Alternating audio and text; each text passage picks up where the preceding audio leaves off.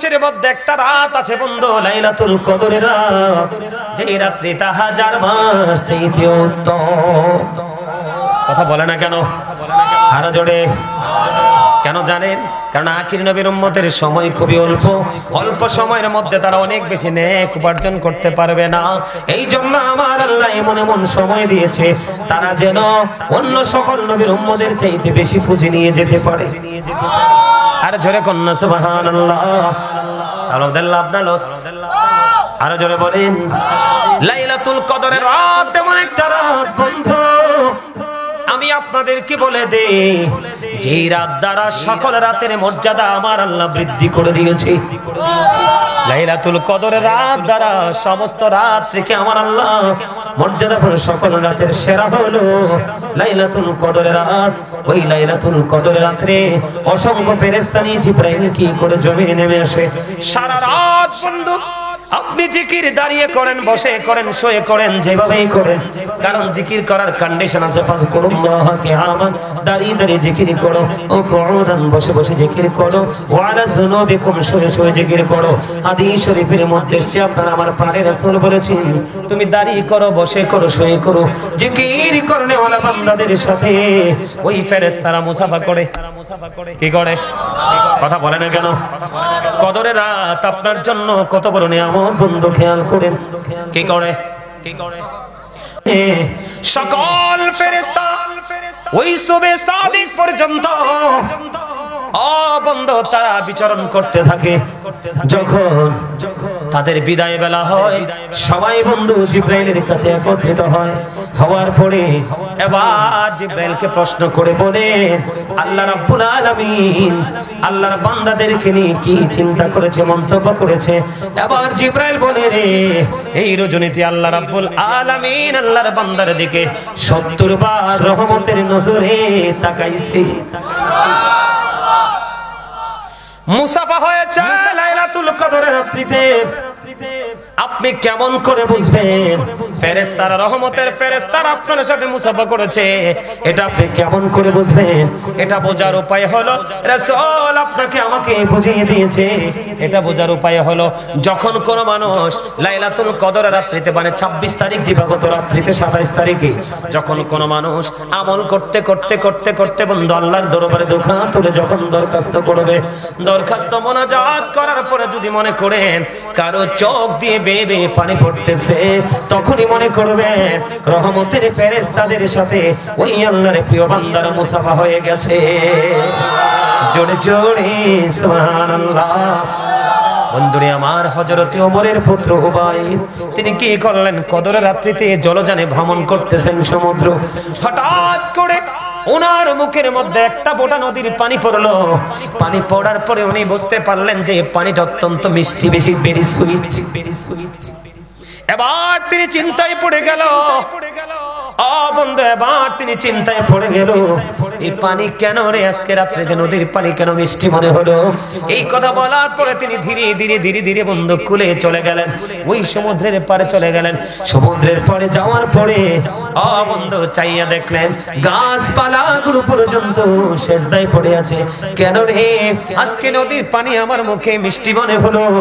এবং কেন রে গাছপালাগুলো পর্যন্ত তারা কি করতেছে? সেজদায় পড়ে আসে কেন রে? কেন রে? বন্ধু তল্লাশি করে দেখলেন এই সেজদায় পড়ে থাকার কারণ পানি বন্ধু পানি মিষ্টি লাগার কারণ হলো এটা লাইলাতুল কদরের রাত। এই কারণে কিন্তু বন্ধু মনে রাখবা এই লাইলাতুল কদরে মা বাবার অবাধ্য সন্তানকে আল্লাহ ক্ষমা করবে না। কোন জাদুকরকে আল্লাহ ক্ষমা করবে না, কোন সুদখোরকে আল্লাহ ক্ষমা করবে না, কোন পরের হক নষ্টকারীকে আল্লাহ ক্ষমা করবে না। পরে ভয়ঙ্কর সমাজের মধ্যে দুইটা জিনিস বড় ভয়ঙ্কর রূপে রূপান্তরিত হয়েছে। একটা হলো সুদ, আরেকটা হলো পিতা মাতার অবাধ্য হওয়া। ঠিক তো সবাই বলেন নাই? রাগ করছে? হ্যাঁ, আল্লাহ বলছে ওয়াবিল ওয়ালিদাইনি ইহসানা, মা বাবাকে ভালোবাসো। মরার পরে ভালোবাসতে পারবা, জিন্দা থাকলেও ভালোবাসতে পারবা। মরার পরে ভালোবাসা হলে মা বাবার জন্য দান সৎকার করো, মিলাদ পড়ো, মসজিদে দান করো, ওই মাহফিলে দান করো, মাহফিলে উপস্থিত হও। আর মরার পরে জীবিত থাকলে তো খাওয়াইবেন, পড়াইবেন, যা চাই তা দিবেন সাধ্যের মধ্যে, ঠিক কিনা বলেন? আর জোরে রাসূল বললেন, হতভাগা সে, হতভাগা সে। কে গো নবী সেই হতভাগা? নবী বললেন, যাদের পিতামাতা দুইজন আছে অথবা একজন আছে, তাদেরকে ভালোবেসে যদি জান্নাতি হতে না পারে, তার মতো হতভাগার কেউ হতে পারে না। রে বল্লাগীর যুবক, আমি তোমাদেরকে বলি রে, বাবা যদি টাকা চায় তুমি বিরক্ত হইও না। যদি উল্টা পথে খরচ করে তাহলে তুমি বাবাকে বোঝাবা। তার কারণ হলো, একজন এসে নবীজিকে প্রশ্ন করলেন, ইয়া রাসূলুল্লাহ, আমার বাবা আমার সম্পত্তি নিজের মতো করে খরচ করতে চায়। এবার আমার রাসূল বললেন, তোমার সম্পত্তি না শুধু রে, তুমি নিজেও তোমার বাবার সম্পদ। যুবক ভাইরা, তোমরা বুঝতে পারছো নি? কথা বলে না কেন? বুঝতে পারছো নি? আমি তোমাদেরকে বলি যুবক, আমার নবী যখন মেরাজে গেলেন, মেরাজে যাওয়ার পরে জাহান্নামের দিকে নজর দিয়ে চায়া দেখলেন, এক একটা মানুষ এক একটা পেট, এক একটা মানুষের পেট এক একটা ঘরের মতো বড় বড়। জিবরাইলকে প্রশ্ন করলেন, ভাই জিবরাইল, এই ঘরের মতো বড় বড় পেট ওলা মানুষটা কে রে জিবরাইল? এবার জিবরাইল বললেন, ইয়া রাসূলুল্লাহ, এরা হলো দুনিয়ায় আপনার নামদারি সুদখোর উম্মত। এবার আমার রাসূল বললেন, এই বড় পেটের মধ্যে আমি নবী দেখতে পাই না, শুধু সাপ আর বিচ্ছু দেখা যায়। জোরে জোরে কন্যা নাউযুবিল্লাহ। বন্ধু, সুদ যারা খায়, সুদ যারা দেয়, মধ্যে যারা সাহায্য করে, সবার সমালোচনা রাসূল জানিয়ে দিলেন, সুদের 69টা স্তম্ভ। বন্ধুরে আমার, যেই ব্যক্তি সুদের মাধ্যমে 1 টাকা উপার্জন করলো, সে যেন তার মায়ের সাথে 36 বার বন্ধু জিনা করলো। রাসূল বলেছেন, লা তুকবালু সালাতুম বিগাইরি তুহুর ওয়ালা সাদাকাতুম মিন গুলুল। পবিত্রতা ছাড়া ইবাদত কবুল হয় না, হালাল টাকা না হইলে দানও কবুল হয় না। তাহলে আপনাদেরকে আমাকে সচেতন থাকতে হবে, কি হবে না? কথা বলেন না কেন? এই ওয়াজটা একটুখানি করলাম। ও বন্ধু, রাসূল বলে দিয়েছেন, এমন রোজাদার আমাদের মধ্যে অনেকেই আছে, 4 দিনের বেলা শুধু সে উপাসী রইল, আর কিছু তার নসিবে জুটলো না। রাতের বেলা সে রাত্রি জাগ্রত করলো, এই রাত্রি জাগরণটাই শুধু তার নসিবে জুটলো, দিনে এবং রাতে এক্সট্রা কোনো নিয়ামত তার নসিবে জুটলো না। কারণ কি? সে গালাগালি করেছে, বকাবকি করেছে, সুদ খেয়েছে, পরের হক নষ্ট করেছে, সে কখনোই রোজাদার হতে পারে না। আমি আপনাদেরকে বলে দিই, কেউ যদি রমজান মাসে আপনাকে বকা দেয়, আপনি বলবেন আমি রোজাদার। কেউ যদি আপনাকে বলে, আপনাকে বকা দেয়, আপনি একটাই বলবেন, আমি রোজাদার, আমি রোজাদার, আমি রোজাদার। বাকি কাজ বন্ধু আল্লাহর। ঠিক কিনা বলেন? আরো জোরে বলেন। আপনারা জানেন কি জানেন কিনা জানি না, রাসূল বলে দিয়েছে আমাদের জন্য কত বড় নিয়ামত। রাসূল বলেছেন, ইদা যাও রমাদান ফাতিহাত আবওয়াবুল জান্নাহ ওয়াবুল নিকাত আবওয়াবুন নার সুফিরাতিশ শায়াতিন। আমার রাসূল বলে দিয়েছেন, যখন রমজান আগমন করে জান্নাতের দরজাগুলো খুলে দেওয়া হয়, জাহান্নামের দরজাগুলো বন্ধ করে দেওয়া হয়, শয়তানকে বন্দী করে দেওয়া হয়। কারণ আমরা বন্ধু 12 মাসে আমল করতে পারি না শুধু শয়তানের কারণে। কারণ শয়তান আমাদের প্রকাশ্য শত্রু, কিন্তু প্রকৃত মুমিন যারা, তাদের সম্পর্কে আমার আল্লাহ বলেছেন, ইন্না কাইদা শাইতানি কানা দাঈফা। আমার আল্লাহ বলেছেন, শয়তান ডিসেপশন ইজ ভেরি উইক। জোরে জোরে বলুন আলহামদুলিল্লাহ। যখন রমজান আগমন করে জান্নাতের দরজা খুলে দেওয়া হয়, জাহান্নামের দরজা বন্ধ করে দেওয়া হয়, শয়তানকে বন্দী করে দেওয়া হয়।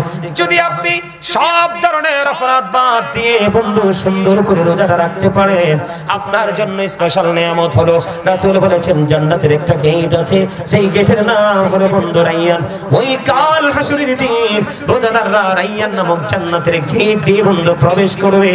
রোজাদাররা ঢোকার পরে গেটটা ব্লক করে দেওয়া হবে। যারা কন্যা সুবহানাল্লাহ। বেশি বেশি করে দান করবেন। একটা কোরআন খতম পড়ালে 700 কোরআন খতমের সওয়াব পাবেন। একটা মিলাদ পড়ালে রমজানের উসিলায় 700 মিলাদের সওয়াব পাবেন। বন্ধু, আপনাদেরকে আমি বলে দিতে চাই, রমজান মাসে তারাবি কয় রাকাত পড়বেন? সকল সাহাবায়ে কেরামের ইজমা হয়েছে সকল সাহাবায়ে কেরামের ইজমা হয়েছে তারাবি নামাজ 20 রাকাত। কাঠমোল্লা বের হবে যুগে যুগে পৃথিবীকে ধ্বংস করার জন্য, শুধু বলবে নাই নাই নাই, বেদাত বেদাত বেদাত। এই বক্তব্য শুনবেন না, এই বক্তব্য শুনলে ধ্বংস হয়ে যাবেন। যারা বারবার বেদাত বলে তাদের দুই পকেট ভর্তি, মাথা ভর্তি বেদাত। কথা বুঝেননি আমার? এখন বেদাত বলতে বলতে মানুষগুলোকে আমল থেকে দূরে সরিয়ে দিয়েছে।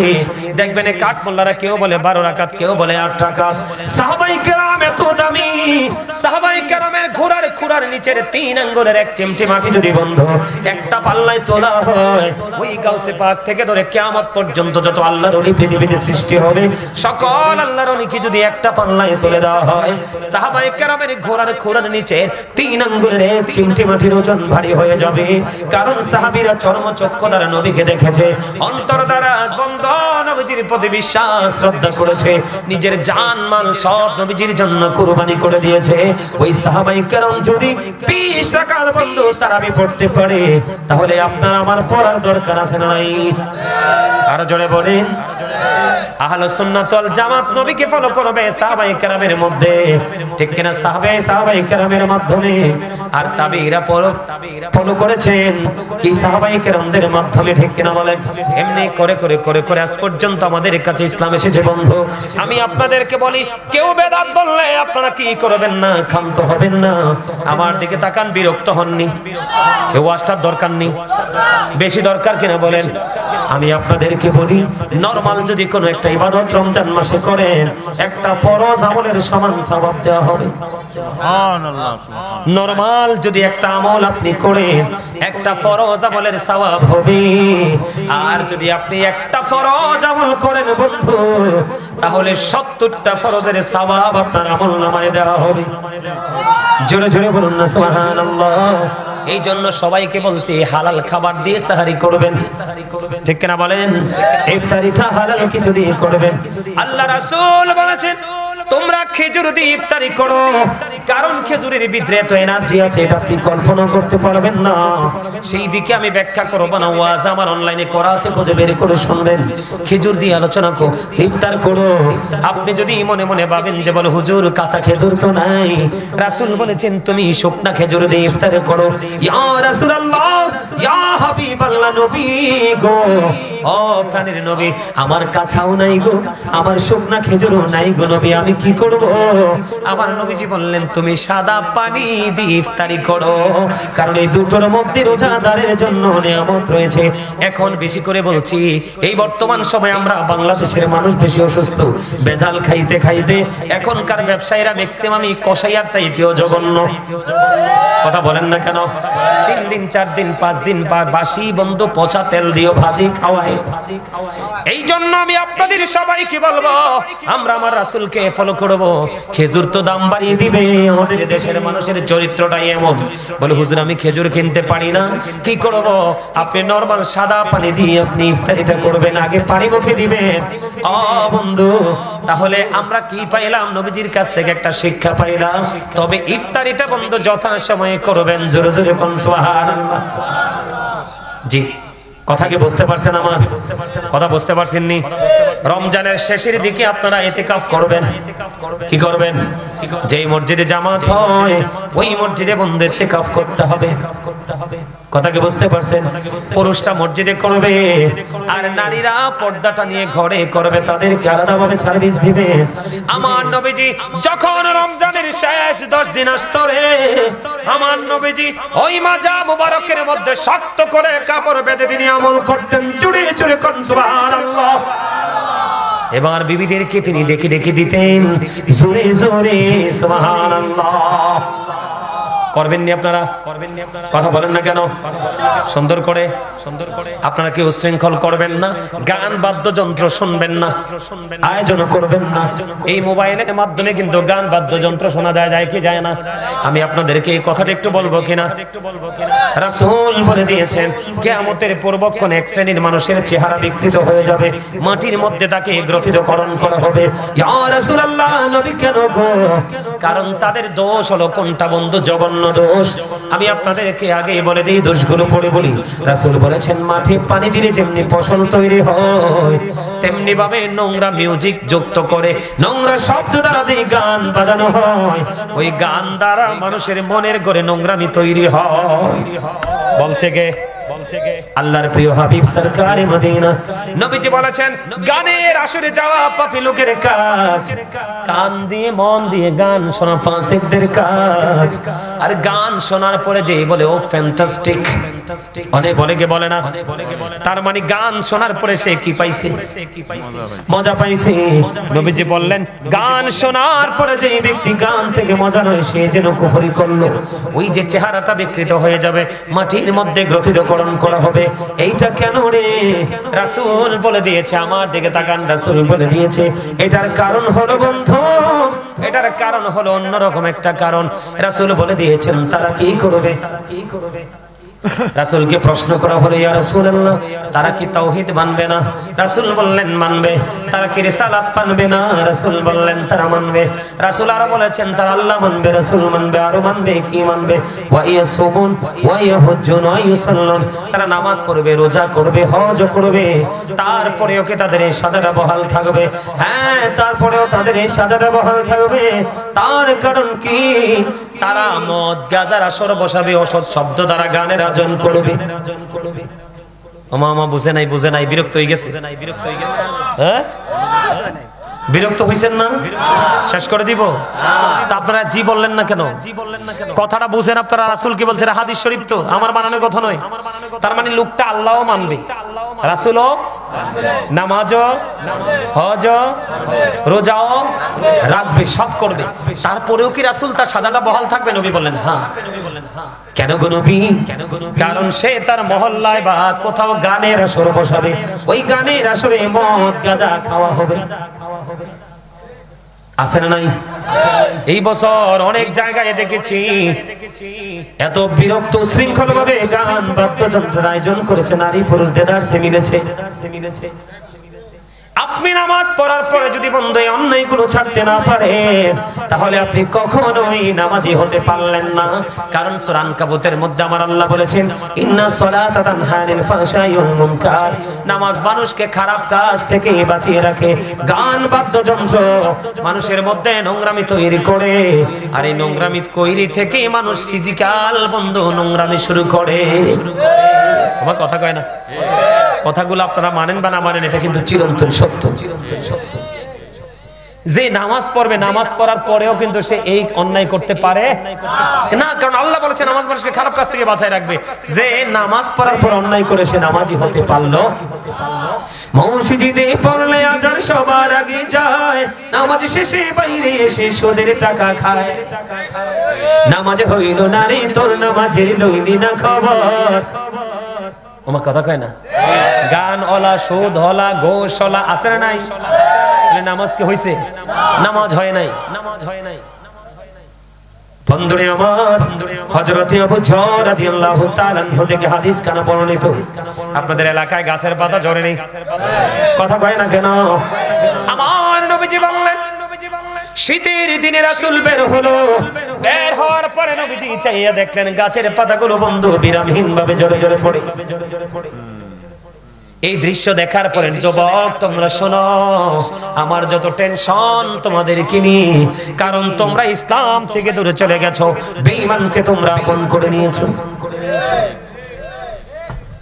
নবীজি গাছের ঢাল ধরলেন, ধরে আবার আবু যরকে একটা ডাক দিলেন। আবু যর উত্তর দিলেন, লাব্বাইকা ইয়া রাসূলুল্লাহ।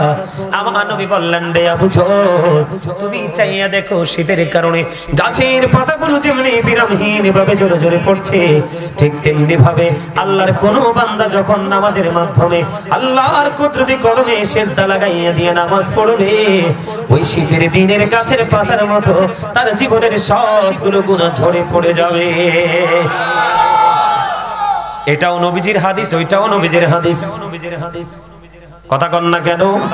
তার মানে হলো নামাজ যদি তুমি নামাজের মতো পড়তে পারো, নোংরামি কখনোই তোমার কাছে প্রিয় হবে না।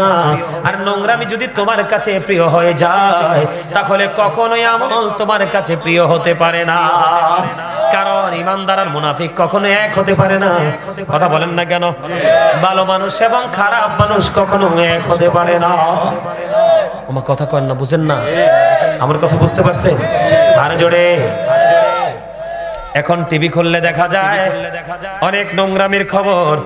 আমরা যদি সত্যিকারের নামাজি হতাম, আল্লাহওয়ালা হতাম, তাহলে কি নোংরামির খবর আমরা পাইতাম? আমি আপনাদেরকে বলি, গতকালকে এক খবরের মধ্যে পাইলাম, একদিনে না জানি 2 দিনে, কয়দিনে জানি না, কি কোন টিভিতে জানি একটা খবর আসলো বন্ধু, 65টা নারীকে নাকি করেছেন, ধর্ষণ করা হয়েছে।